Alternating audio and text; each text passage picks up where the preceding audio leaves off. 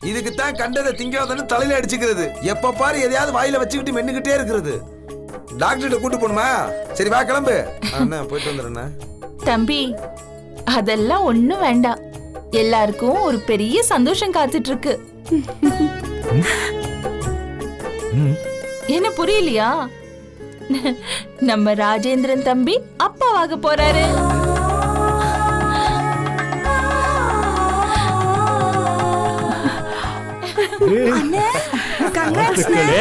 தம்பி வாழ்த்துக்கள் தான் தம்பி, வாழ்த்துக்கள்.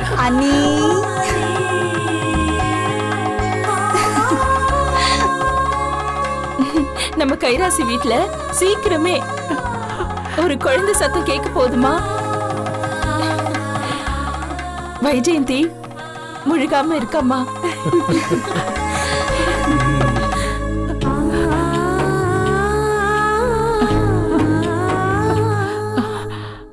வைஜெயந்தி, இந்த சந்தர்ப்பத்துல எவ்வளவு சந்தோஷமான விஷயம் சொல்லியிருக்க தெரியுமா? எத்தனை வருஷம் கழிச்சு இந்த கைராசி குடும்பத்துக்கு முதல் வாரிச நீ உருவாக்கி கொடுத்திருக்க.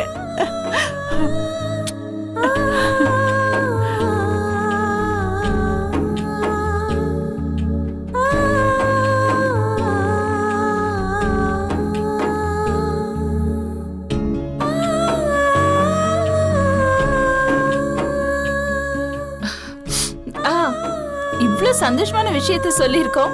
இனிப்பு இல்லாம எப்படி? நான் போய் பாயசம் ரெடி பண்ணிட்டு வந்துடுறேன். வா வா வா, நீ போலாம்.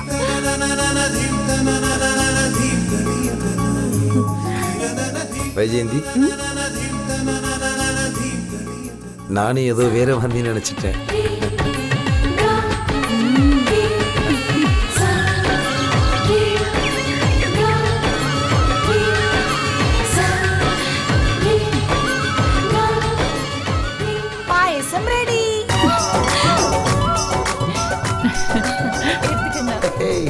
அண்ணா பாருங்க. இந்தாடா ராஜேந்திரா, பாயசத்தை உன் கையால உன் பொண்டாட்டிக்கு கொடு. நீங்க கொடுங்கம்மா.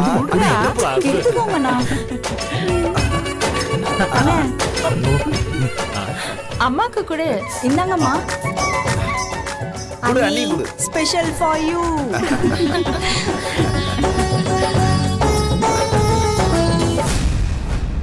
அக்கா,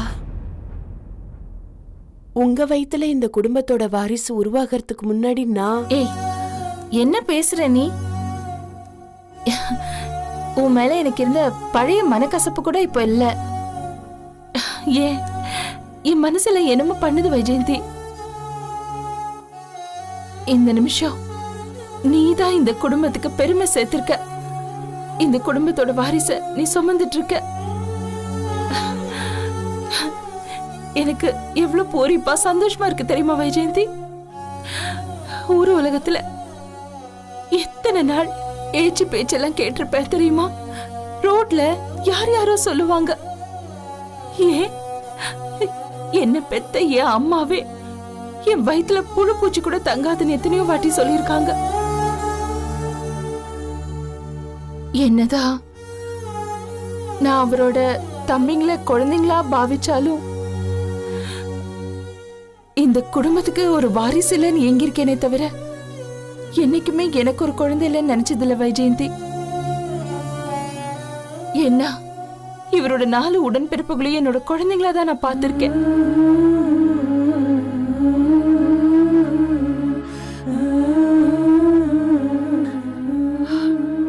அக்கா,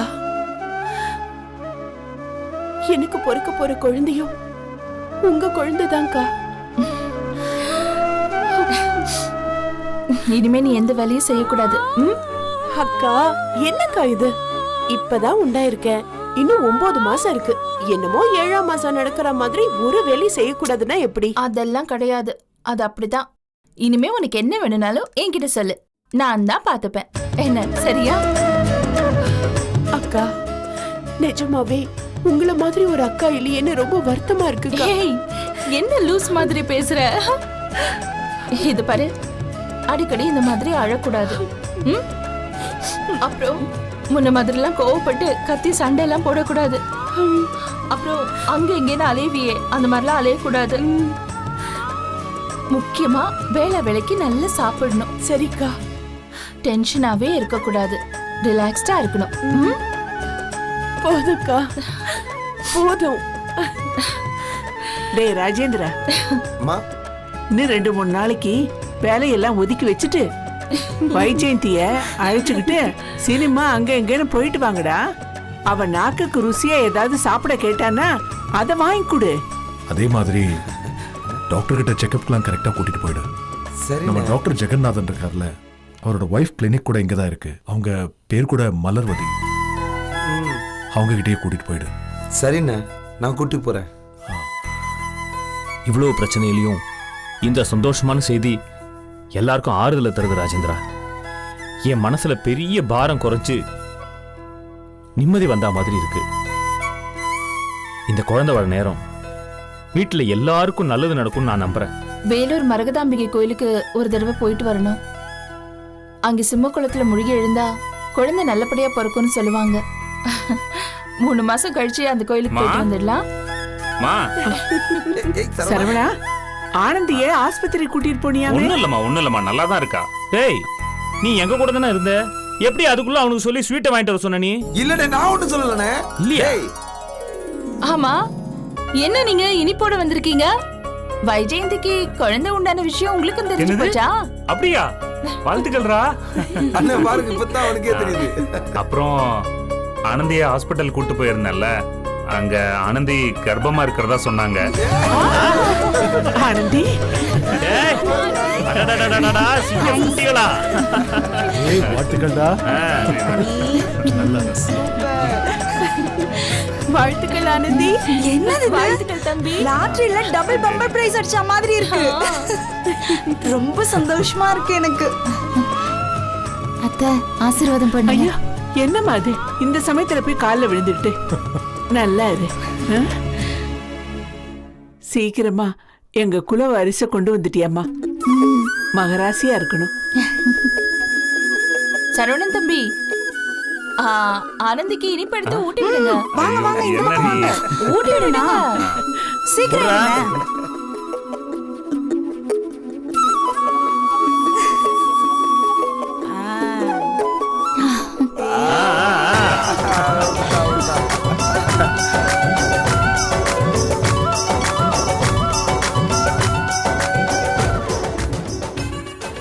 ஆமா, டாக்டர் என்ன சொன்னாரு?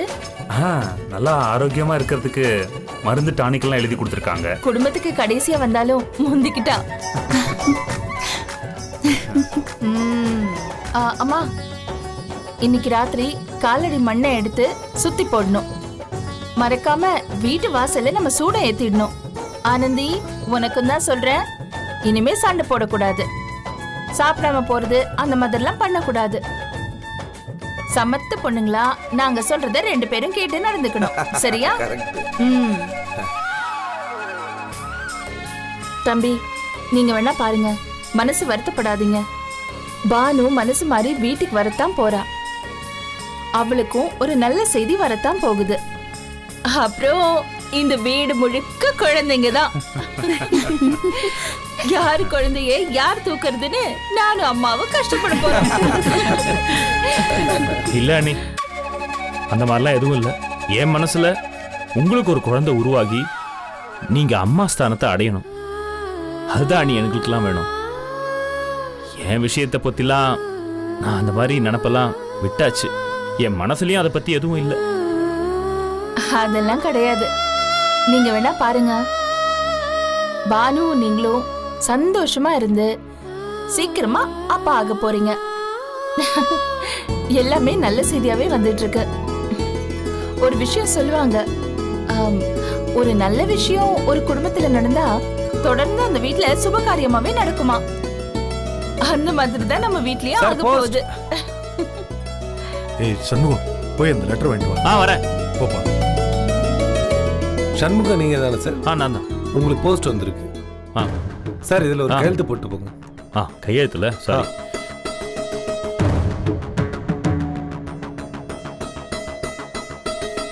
Thank you sir.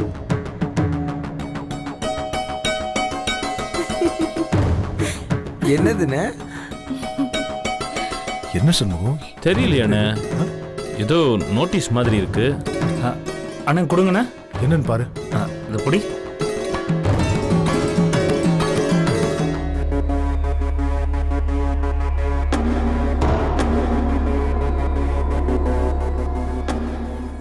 As per the Hindu Marriage Act 1956, under the section, husband has after the marriage treated the petitioner with cruelty grounds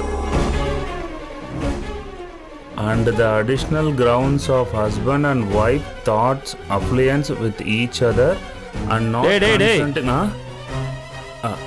என்னடா ஏதோ மீட்டிங்ல ஒரே ஆட்டுற மாதிரி ஏதோ சொல்லிட்டு இருக்க? என்ன எழுதிருக்கு அதுல? அது வந்துண்ணா, அது வந்து அன்னிக்கிட்டேருந்து வந்திருக்குண்ணா. அன்னிக்கிட்டேருந்தா? அவங்க உங்ககிட்டேருந்து விவாகரத்து கேட்டு வக்கீல் நோட்டீஸ் அமைச்சிருக்காங்க.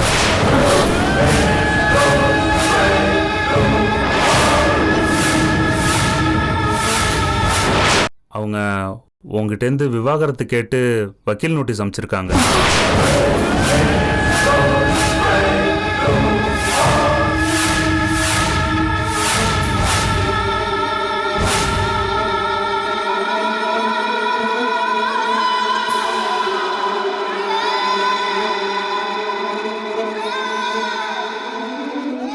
ரெண்டு பேரும் மியூச்சுவலாக சம்மதிச்சா நேராக போய் விவாகரத்து வாங்கிடலாம். ஆனால் அதில் உங்களுக்கு எப்படியும் விருப்பம் இருக்காதுன்னு தெரிஞ்சு அவங்களே உங்கள் கூட வாழ விருப்பம் இல்லைன்னு பெட்டிஷன் அமைச்சிருக்காங்க.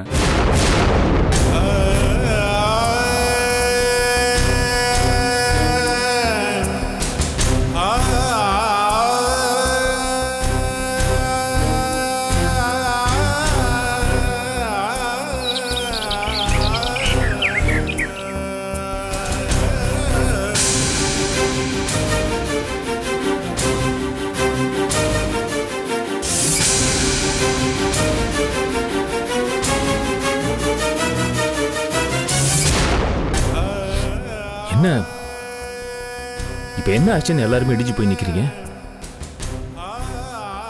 என்னோட விஷயத்தை அப்படியே விட்டுடுங்க. யாரும் அதை பெருசா எடுத்துக்க வேண்டாம். என் வாழ்க்கை அப்படி போகணும்னு இருக்கு, அது அப்படித்தான் போகும். ஏன்னா எனக்கு நடந்த ஒரு கல்யாணம் பொருத்தமே இல்லாத கல்யாணம்னு நான் நினைக்கிறேன். நான் அவளுக்கு சரியான புருஷனா இல்லாம இருந்திருக்கலாம். அவளோட எதிர்பார்ப்பு, வளர்ப்பு முறை, அவ வாழ்ந்த வாழ்க்கை, இதுக்கெல்லாம் நான் ஈடு கட்டின மாதிரி நடந்துக்காம கூட இருந்திருக்கலாமே. நான் இருக்கிற இடம் வேற, அவ இருந்த இடம் வேற, அவ எண்ணம் வேற, ஏன் எண்ணம் வேற. பொருந்தாத வாழ்க்கைய ரொம்ப நாள் தாக்கு பிடிச்சு ஓட்ட முடியாது. அன்பு, பாசம், கணவன் மனைவி பிணைப்பு இதெல்லாம் கட்டாயப்படுத்தி வராது, தானா வரணும். என் வாழ்க்கையே முரண்பாடுகளோட தான் ஆரம்பிச்சது. இப்ப வரைக்கும் அதுல தான் தத்தளிச்சுக்கிட்டு இருக்கு. அது மீண்டும் வருமா, வருதா, வராதா, இதெல்லாம் நான் யோசிக்கல. ரெண்டாவது, இந்த நேரத்தில் அதை பத்திலாம் பேச வேணாம், பேசக்கூடாது. ஏன்னா அடுத்த தலைமுறைக்கான வித்து வளர்த்துக்கிட்டு இருக்கு. நம்ம சந்தோஷமா கொண்டாட வேண்டிய நேரம் என்ன இது? இத போய் என் விஷயத்தோட பேசி மனக்கசப்பை ஏற்படுத்திக்கிட்டு விடுங்கண்ணே, விடுங்க அண்ணே. அண்ணி என்ன நீங்க ஏதாவது சந்தோஷமா பேசுங்க அண்ணி. அடுத்து நாம என்னெல்லாம் பண்ணோம் அதை சொல்லுங்க அண்ணி, பேசுங்க அண்ணி.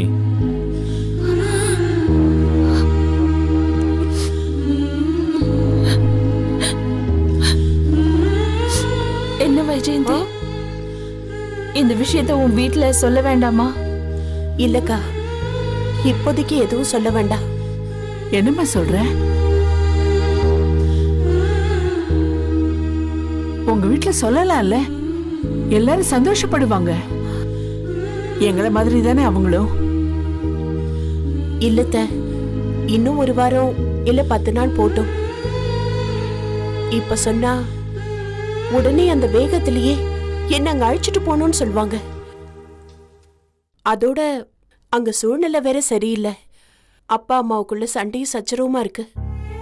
அதுவும் இல்லாம வீரசேனன் விஷயத்துல அப்பா ரொம்ப டென்ஷனா இருக்காரு. சடகோப்பா அண்ணன் வேற அடிபட்டு ஹாஸ்பிட்டல்ல இருக்காரு. இந்த மாதிரி ஒரு சூழ்நிலையில நானும் அங்க போய் அமைதியா இருக்க முடியுமான்னு கூட சொல்ல முடியாது. நான் உண்டாயிருக்கிறத சொல்றது அவங்களுக்கு சந்தோஷத்தை கொடுக்குதோ இல்லையோ, பதட்டத்தை நிறையவே கொடுக்கும். அது ஏன்னு எனக்கும் தெரியும். நான் இப்ப தாயாகும் போதுதான் எனக்கும் சில உணர்வுகள்லாம் புரியுது. அவங்க இன்னும் உங்களை விரோதமா தான் அத்தை பாக்குறாங்க. ஒண்ணு, நான் வீரமணி பொண்ணு வைஜெயந்தியா அங்க இருக்கணும், இல்ல கைராசி குடும்பத்தோட மருமகளா இந்த வீட்டுல இருக்கணும். இப்போ இந்த மாதிரி ஒரு சூழ்நிலையில இருக்கிறது தான் என் குழந்தைக்கு நல்லதுன்னு நான் நினைக்கிறேன். இப்போதைக்கு சொல்ல வேண்டாத்த, 10 நாள் போகட்டும், அதுக்கப்புறமா யோசிக்கலாம். அவ சொல்றதும் சரிதானம்மா. இந்த விஷயத்தை இப்ப சொல்லி குழப்பிக்க வேண்டியதில்லம்மா. அவ இங்கேயே இருக்கட்டும். இல்லப்பா, ஆனா எப்படி சொல்லாம இருக்கிறது? எனக்கு கூட எங்க அம்மாவை பார்க்கணும், எங்க பெரியம்மாவை பார்க்கணும். அவங்க கிட்ட நான் உண்டா இருக்கிறத சொல்லணும்னு ஆசையா இருக்கு. எனக்கு அவங்கள பத்தி நல்லா தெரியும். போனா அங்கேயே இருன்னு கூட சொல்லிடுவாங்க. வேண்டாம் அத்தை, இப்போதைக்கு தெரிய வேண்டாம் அத்தை. அவங்க தப்பா எடுத்துக்க மாட்டாங்க. அவங்க எப்பவுமே நம்ம வீட்டை பத்தி தப்பா தான் நினைப்பாங்க. அத பத்தி எல்லாம் யோசிக்காதீங்க, நான் பாத்துக்கிறேன் அத்தை.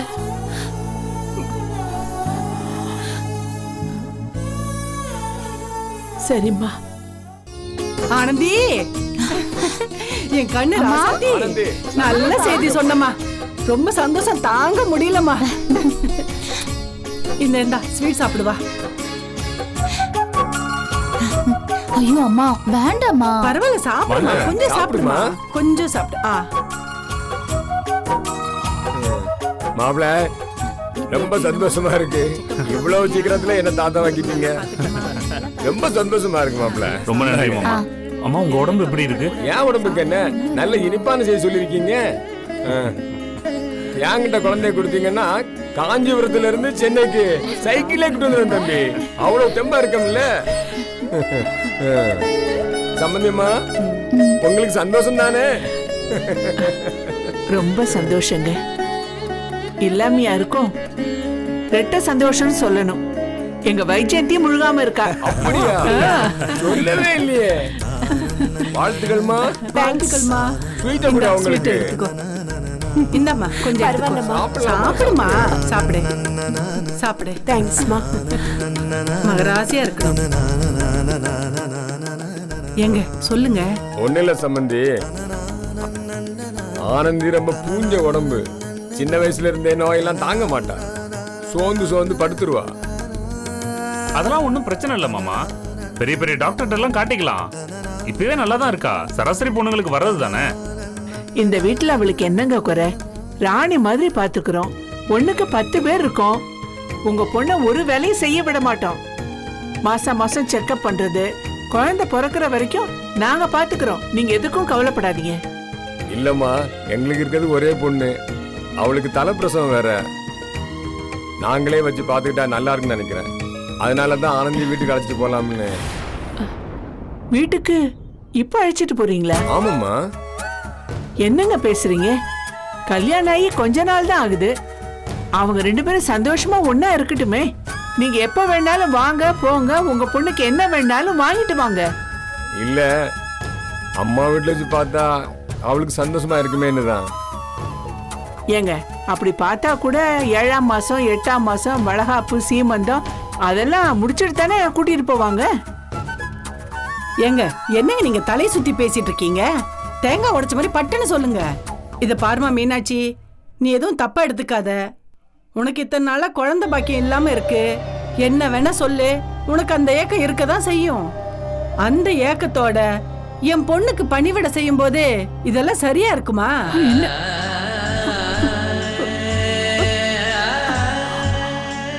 எனக்கு இருக்கிறது ஒத்த பொண்ணு. குளந்தழைக்க குடும்பம் தழைக்க வாயும் வயிறுமா இருக்கிறவளுக்கு நாளைக்கு ஏதாவது ஒண்ணு ஆச்சுன்னா என்ன என்ன பேசிட்டு இருக்கீங்க நீங்க? அறிவு இல்லாம எதையும் முடிச்சு போட்டு பேசிட்டு இருக்கீங்க. தயவு செஞ்சு இதுக்கு மேல ஒரு வார்த்தை பேசாதீங்க. நீங்க கிளம்புங்க, அப்புறம் பாத்துக்கலாம். இல்ல மாப்பிள்ள, ஏங்க கிளம்புங்க. என்னங்க நீங்க? அப்புறமா பேசிக்கலாம். கிளம்புங்கப்பா. இருங்கண்ணா, சீக்கிரம் வா. இந்தம்மா.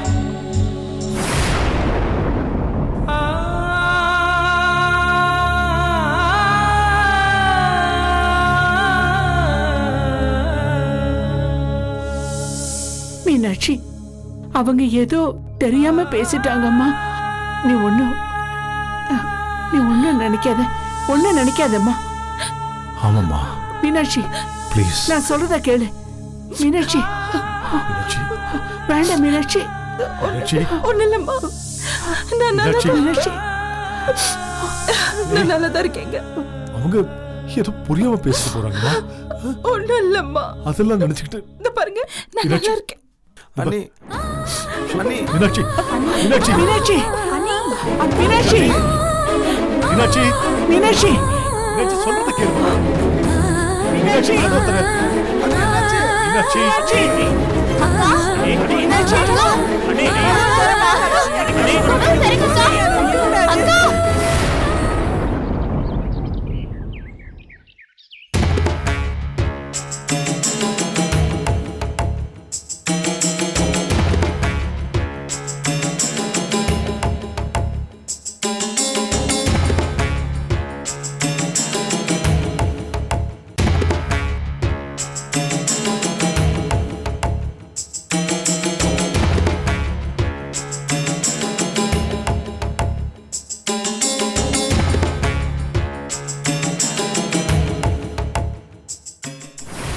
பானு,